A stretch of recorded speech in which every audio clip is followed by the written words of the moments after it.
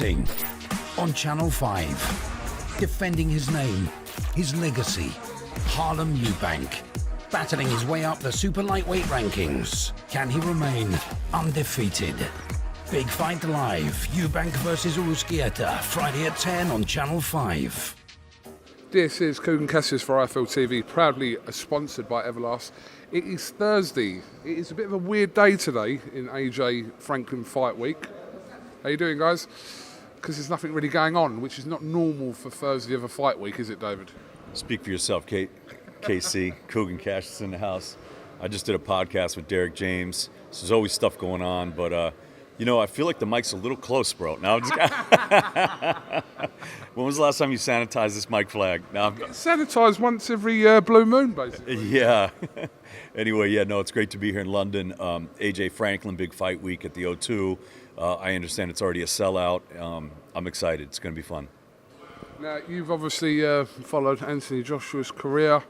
Well, I'm assuming quite the way through it, but you've obviously been during here, fight weeks, etc. with AJ. But yeah, he's under pressure this week. I think that's fair to say, to deliver and look good as well. I think fighters are always under pressure. I mean, I always say this. It's one of those things where in a lot of sports, they have such a big schedule where they play a lot of games or matches or whatever it is the sport is. But in boxing, you don't have that many outings typically. And so each outing, there's a lot of pressure on you. But I think especially on AJ, obviously with the last two fights with USYK and obviously the memory of Ruiz back there and a lot of fans saying this and that and the other, I think AJ puts a lot of pressure on himself. But I think really, at the end of the day, KUGAN, I think what's going to do AJ very well is to go out there and do what he does best, and that's fight. Not overthink it. Go out there. He's a big man. He's got skills. Fight. And I think he's going to be fine. Well, I was talking to Joshua yesterday.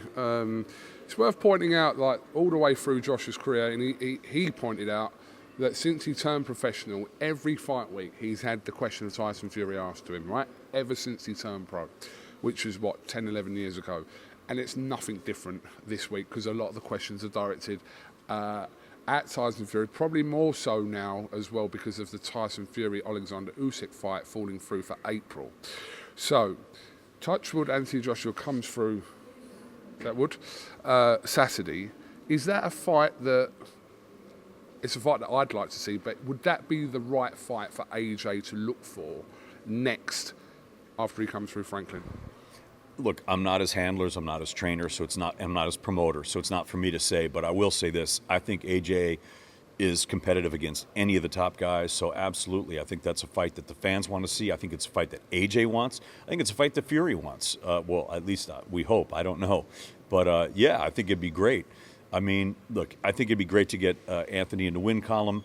And it's not a gimme fight. Jermaine Franklin's a tough customer, so he's got a real fight on his hands, Saturday night.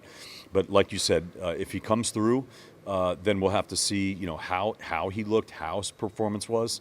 And I think Derek James and the whole, AJ's team and Eddie Hearn, they'll have to look at the performance and figure that out. But I think if there's an opportunity to make that fight, I think anyone on this side of it would probably make that fight.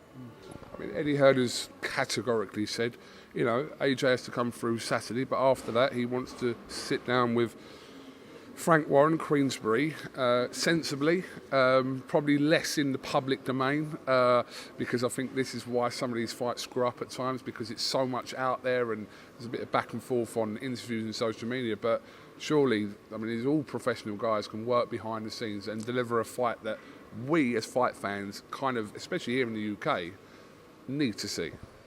Yeah, look, the Twitter sphere it can be a crazy place. We've seen it with fight negotiations and fighters themselves posting and promoters and, of course, the media. But either way, at the end of the day, it's a fight that the fans want, the sport wants, the UK wants. I think the fight needs to happen. And when you have the fighters that really, if they really want to make the fight will happen. We've seen that before. I do think this fight can happen. I hope it does happen. It is a crying shame as a boxing fan that we are not going to get to see, at least for the immediate future, that fight between Tyson Fury and Alexander Usyk, which was meant to have taken place on April the 29th. I mean, we've never seen so much public negotiations going on for such a fight of that magnitude in quite some time. But yeah, that is a shame that that fight isn't going to take place then. It is a shame, and I think that if you look at public opinion, I think a lot of people think it's Tyson's fault. I'm not saying it is. I think that's what the public feels from these last bit of negotiations. It was kind of looked like he moved the line here. Look, this is what the split's going to be, and then this is the rematch clause, and then it seemed that USYK said, okay, and then it still fell through. So I think the fans are not happy with Fury about that. But I don't know what happened because I'm not involved in negotiations. Again, I'm just a guy that sees it on Twitter and you know, who knows. But it is a shame for the sport, you know, and we've talked about this before, but really, you know, the fans just want to see the best fighting the best. They want to see clarity, and they want to see, you know, not just unification, but undisputeds. If we can get undisputeds, can we know who the real champ is? You know, there are so many belts out there. And, you know, forget the belts. It's great to see these guys fight each other. And even though USYK has 3 of the belts, a lot of people say, well, Fury is the lineal. So he's the guy that's really the man. So, and everyone has different arguments for that. But at the end of the day, let's settle it in the ring. That's where these fights need to happen. Whether it's Deontay Wilder, whether it's USYK, whether it's Fury, whether it's AJ, you know, and now maybe Joe Joyce, and there's some other characters around there too. So a lot of heavyweights out there, some really nice fights to be made. We need these fights to happen. It's great that AJ's back in action. That's what we're here for this weekend, and it's really exciting because at the end of the day, AJ is still a very big draw. I think you make a good point there about these kind of public negotiations. We see what we see. So we see like social media posts from like not just Tyson Fury, but also Alexander Usyk. And everyone comes to the conclusion of who they think's kind of, you know, fault that the fight didn't happen. But in actual fact, we don't actually know. There's only a few relevant people there. It could be obvious. This could be like people could say, well, it's blatantly obvious, it's so-and-so or not. But I suppose without knowing all the facts and almost knowing every aspect of the negotiation, we don't 100% know where it's kind of fallen through, do we? Well, that's exactly it. And so people are quick to make judgments on certain things, but we don't know all the facts. And I certainly don't know all the facts, so I don't hold judgment. I'm just, as a fan, upset that the fight didn't happen because these are fights that I want to see. And I think it's a very compelling matchup. I think there are a lot of people that say, well, Fury is very skilled and he's so big that he'll easily take out Usyk. But then there are people that say, like, you know, Fury's had problems with smaller guys, and Usyk's so slick, he's got such a great will, and he's got such a great skill set that he could really pose fits for Fury. That's what we want to see in the ring, and boxing is the theater of the unexpected, so that's why we watch these fights, that's why we make these fights, that's why we love the sport. So at the end of the day, talk is just talk, and like you said, we really don't know what happened. So I don't like to pass judgment on whose fault it is, but I just want to see the fights. That's really what I'm here for. Just finally, obviously, it's billed as a new dawn for Anthony Joshua this weekend. There's a lot of aspects that are not the same, and I think obviously the fact that he's not fighting on pay-per-view, it's on a subscription with DAZN, but he's fighting the O2 after several years.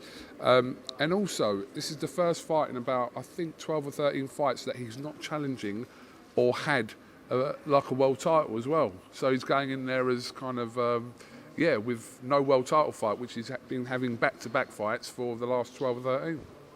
Yeah, and it just goes to show his star power still. You know, a lot of people are like, oh, you know, people talk a lot of smack. Again, the Twitter sphere, you see what people write about AJ, but the O2 is sold out.